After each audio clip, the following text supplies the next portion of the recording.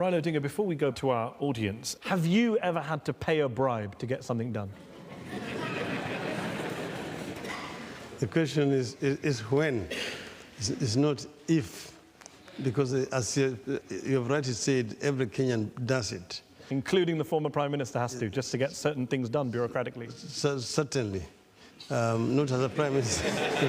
Not as Prime Minister, but as a former Prime Minister, even you've had to give a bribe. Wow.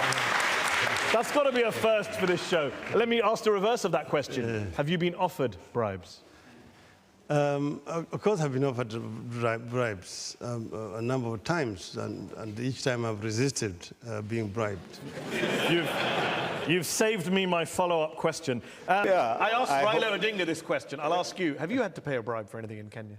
I have never paid for a bribe. In your entire life, you've never paid a bribe? In my entire life, I have never paid for a bribe. Sorry, I have never paid. Some of the Kenyans here are not believing you, but okay. Let me tell you, and just to answer, it takes two to tango.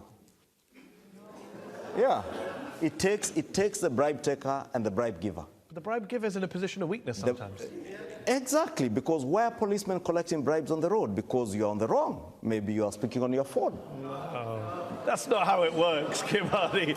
You know very well people exploit their positions of power to force people into certain positions. I have been stopped by a policeman for speeding on the road.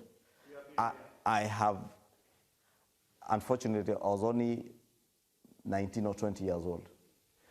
And I explained myself out of the story. Asanteni sana na karibuni sana. Kwa majina yangu naitwa Kip Zakari. Kenya mambo ni mengi sana, muda ni mchache, na kama ni mara yako ya kwanza kabisa kufika hapa siku ya leo, mtazamaji mwenzangu, na kuomba uweze kusubscribe, like and share. Inapoenda kuwekea video kama hizi za kisiasa, unakuwa kwanza kabisa kupopin na kupata uhondo wa siasa zetu nchini Kenya, Afrika na dunia nzima, bila kuegemea side yote, ukabila, siasa wala dini. Kama jambo ni mbaya tuseme ni mbaya, kama ni mzuri tuseme ni mzuri, lakini huwezi kunilazimisha nione uzuri wakati ambapo wananchi wanalalamika kila siku. Haitawezekana. Hata kama tutakufa kwa kusimama ukweli, lazima tuseme 2027 Ruto must. Kwa hayo mengi, nataka niwahakikishie nitafikisha ujumbe wa Bungoma kwa baba Raila Amolo Odinga.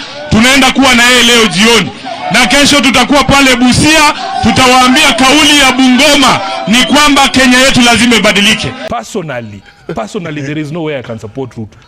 There is no way. Nobody goes to the ballot to re-elect a president. Is the things they have done for them at an individual level. How has he managed the affairs of the country? How has he managed the economy? Are Kenyans happier? Are Kenyans in a better place than when he took over? How is the state of health? How is the state of education? How is the state of our economy, Trevor?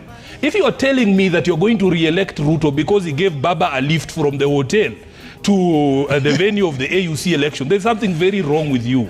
There's people who are telling us that they will vote for Raila, for Ruto, to spite those two mamambogas who are singing that they were happy in Karatina. Two mamambogas at a market in Karatina who are singing and saying they're happy that Baba lost. Now people tell us we vote for Ruto to punish those people. What sort of sense is that? That is not common sense. It is absolute absurdity. I want to tell William Ruto that the only reason he will be re-elected, because everybody knows that even him pretending to front Raila, because Raila himself has told us that he did not ask Ruto to support him. And when he announced that he was going to run for this thing, it was of his own volition. He said it himself. If there is somebody lying to Ruto, because everybody knows this was supposed to be a ruse, to try and come and blackmail, because he knows people love Baba. He knows people love Baba. So he comes and tells us, oh, I supported him, I helped him, I did this for him, and this and that, so that he blackmails Raila supporters emotionally, because we like when people do good things for Baba and when they honor him. But what has he done for us as a people? The people who are going to vote in this particular election will be asking those questions. Let me finish by saying that Ekuru has made a prediction here that there will be a referendum. Ekuru doesn't know how Ruto fears the people. Ruto cannot dare to put a referendum question to the people of Kenya right now. And in fact, I said yesterday, it is an insult to Raila Odinga to tell him that you can bring a constitutional amendment to put a seat for Raila Odinga. Raila Odinga fought for this constitution not because it was going to create a seat for him. He wanted us to live in dignity. He wanted us to live in a country where we are free.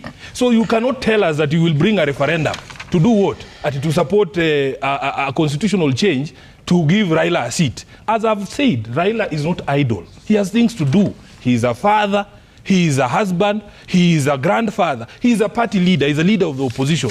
So he has things to do, Trevor. He's not idle. And I've said it here myself previously, that when Raila wants something, he will use his own mouth to tell us. There are messages that are too important to send agenda.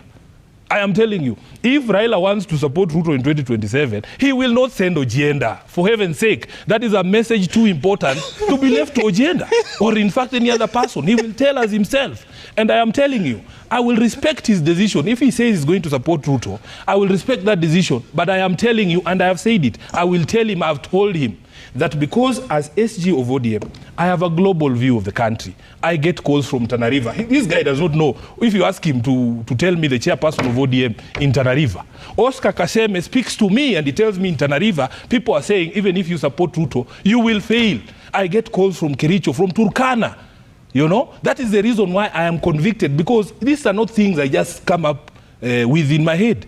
I have a global view of the country. I have networks across the country. Okay. People tell me, I call my chairperson in Nyandarua and I ask him, were those two people who are singing in Karatina, do they reflect the view of the people in Nyandarua? And he says no. Okay. So Tom Ojienda oscillates between Muhoroni and Kondele. I have a global view of the country. He doesn't speak to the people in Kwale. Okay. So when I say these things, I know my sources, Trevor. All right. We want to make it very clear. Trevor, I deserve a right of response. No, there's something he said. There's something he said finally here. Yes. Yani hii serikali imekuwa mbaya mpaka watu kama Rigathi Gachagua wanaanza kukaa kama watu wazuri. Mpaka yeye ndiye anawaambia muache kuonyesha wananchi madharau. Inawezekanaje Rigathi ndiye ana akili kwa hii serikali? Inawezekanaje? Kwa hivyo mimi nataka niseme kama katibu mkuu wa chama, jana nimeketi nikaandikia wabunge wetu wote 86, nimesign na hii mkono mimi mwenyewe 86 letters.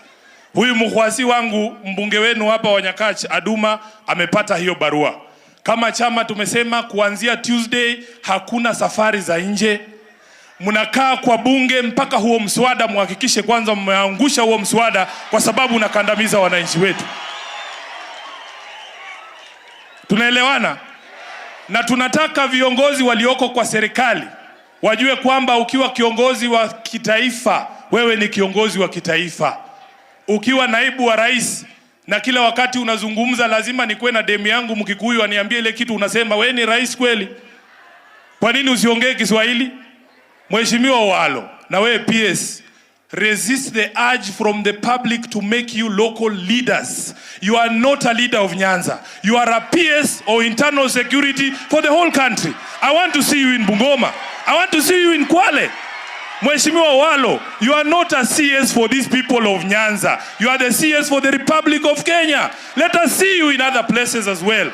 Na huyo Rigathi awache kuomba kwa mlima peke yake. Hata hapa kwa maji huwa tunaomba na Mungu anatusikia. Insulting the public and telling them off every time he gets. Told us that he has a PhD and nobody should lecture him on anything. I've never seen a PhD who hangs out with class 2 dropouts, because what you do then is that you reduce the average intelligence to at least class 8. If you are just surrounded by, they say birds of a feather flock together. How are you a PhD hanging out with Sudi? That cannot be true. So we want to tell him we might not have PhDs, but we know how we feel about our country. And